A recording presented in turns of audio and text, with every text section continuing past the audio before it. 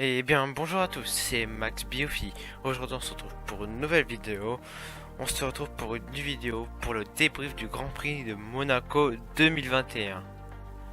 Alors, avant de commencer cette vidéo, j'aimerais bien que vous vous abonnez, activez la notification, ça vous abonner, partagez à vos amis et bien sûr commentez, j'y répondrai sans problème. Allez, faut y aller pour les 10 abonnés et on part pour ce débrief. Allez, c'est parti. Alors pour commencer ce débrief, j'aimerais bien juste vous parler avant de la qualification, je vous rappelle le top 10. Alors en pole il y avait Leclerc, je pense que vous le savez.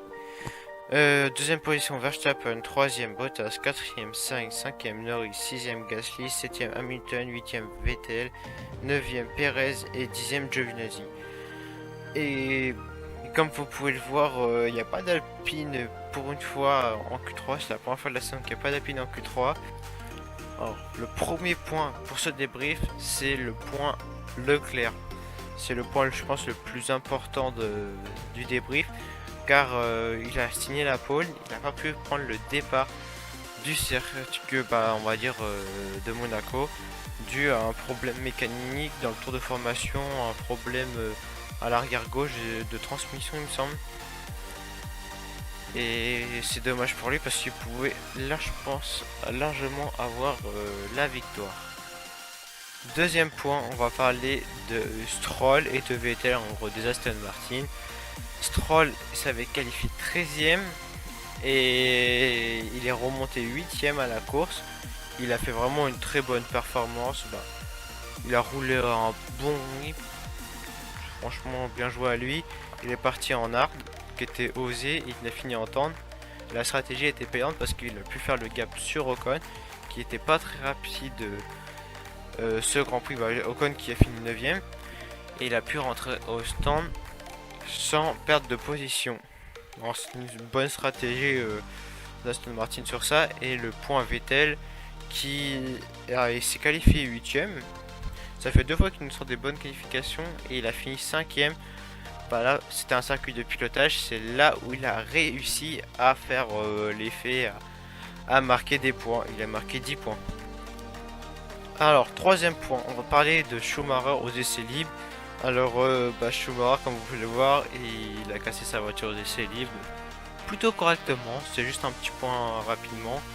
Qui a pas fait, je crois que c'est son pire résultat, on va dire. Il a pas fait un Grand Prix exceptionnel, Mazepin, je crois que c'est la première fois qu'il est devant. C'est dommage pour Schumacher. Il a pas réussi sur ce Grand Prix là. Après, en général, il était devant son coéquipier. Ça peut arriver qu'il soit plus nul sur un circuit. Alors maintenant, on va parler des Red Bull. Plus particulièrement de Max Verstappen qui a réussi à aller chercher sa première victoire à Monaco et qui prend le lead du championnat pilote. Et Red Bull prend le lead du championnat constructeur. Ça faisait longtemps qu'ils avaient pris aucun des deux, on va dire, depuis ça veut dire 2013. Depuis 2013, ils n'avaient pas eu le lead du championnat constructeur et pilote. Et bien joué à Verstappen, parce que voilà, il a été régulier tout le long du week-end. Bien joué à lui. Et on va aussi parler de Perez qui s'avait qualifié 9ème et qui a fini sa course à la 4ème position, qui était très très rapide pendant la course. Pendant les qualifications, les essais libres, c'était pas aussi rapide.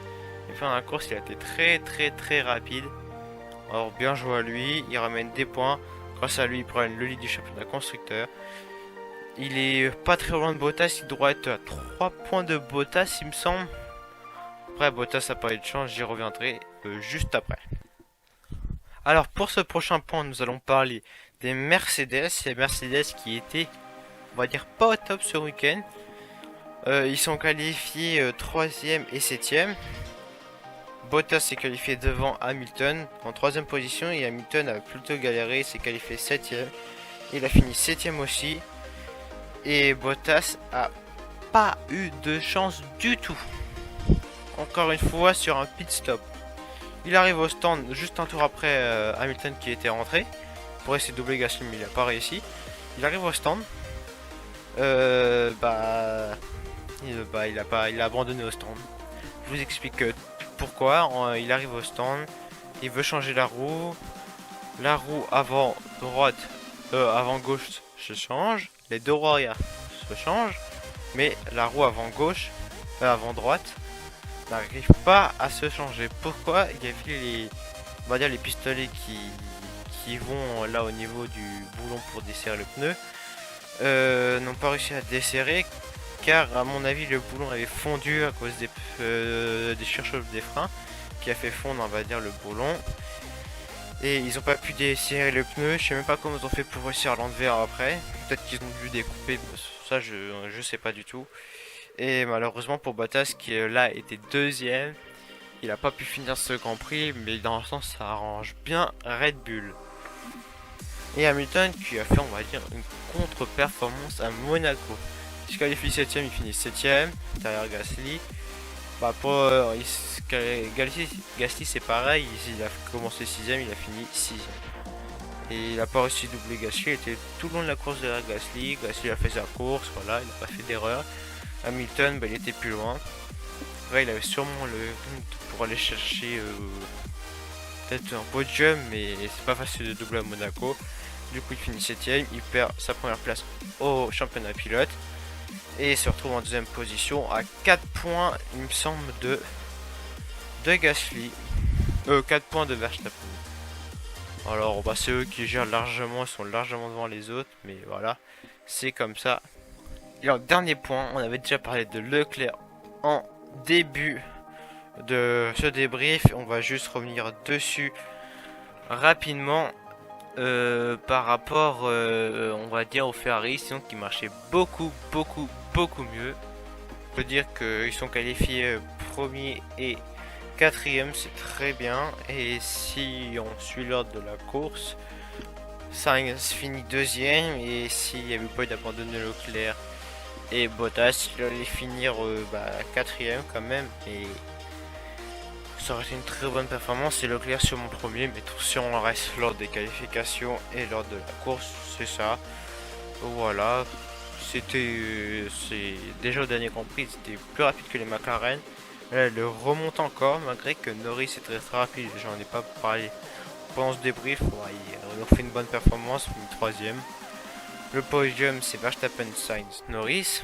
Bah, bien joué à Norris, c'est au Ferrari qui était très rapide. Juste avant de clôturer ce débrief, j'aimerais juste parler vite fait d'Alpine qui était vraiment loin ce week-end. Pour moi, c'était la voiture du midfield la plus lente ce week-end. Entre Alonso qui a pas fait du tout une belle course et Ocon qui a été, on va dire, qui a fini 9ème dans les points, mais qui était vraiment un rime. Si on pouvait se dépasser sur ce circuit-là, il serait pris, je sais pas, il aurait fini peut-être 12ème ou 13ème. Malheureusement, heureusement pour Alpine que c'est pas facile à doubler sur ce circuit. Du coup, Ocon finit 9ème pour ce Grand Prix. Le prochain Grand Prix, ça sera celui d'Azerbaïdjan dans 2 semaines. Bah, maintenant dans moins de 2 semaines, dans 1 semaine et demie. Et on espère que ça ira mieux pour Alpine. C'est encore un circuit urbain, mais différent. C'est un circuit urbain plus rapide avec beaucoup de virages en 90. Alors maintenant que ce débrief est fini, dites-moi ce que vous en pensez dans les commentaires. Voilà.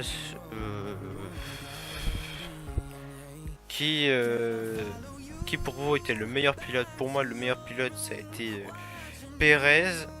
Non, pour moi, le meilleur pilote, ça a été Vettel parce qu'il a réussi à ramener des beaux points. Perez était encore plus rapide, mais bon, il avait une meilleure voiture. Alors pour moi, c'est Vettel le meilleur pilote. Dites-moi ça dans les commentaires. Et le pire, je dirais Schumacher ou Tsunoda qui ont vraiment pas été là ce week-end. Voire Alonso. Et voilà, pour moi, c'est la fin de cette vidéo. On va se laisser là pour cette vidéo. Allez, salut